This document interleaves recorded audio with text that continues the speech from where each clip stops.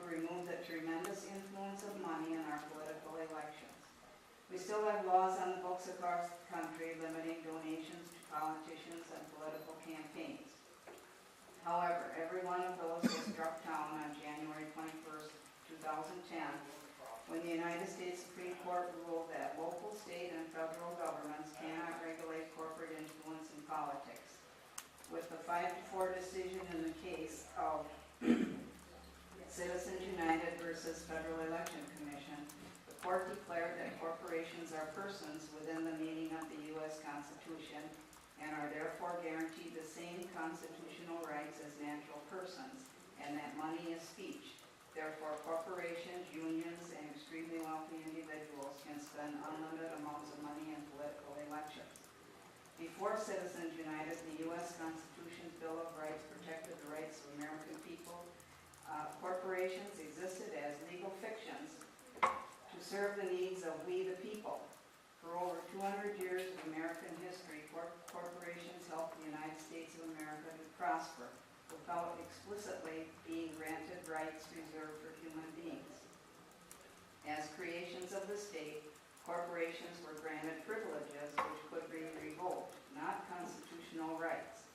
Since Citizens United's skyrocketing campaign expenditure that shuts out candidates who cannot or will not raise thousands, even billions of dollars in campaign contributions, allow corporations, unions, other legal entities, and extremely wealthy individuals to financially support and effectively influence the election of entire slates of candidates.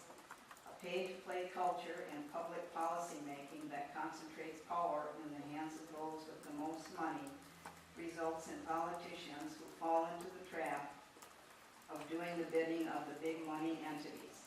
The political voices of flesh and blood American citizens are being muffled and silenced. Small businesses do not fare as well as you might think either. With corporations making the laws to favor themselves, it makes it harder for small businesses to compete.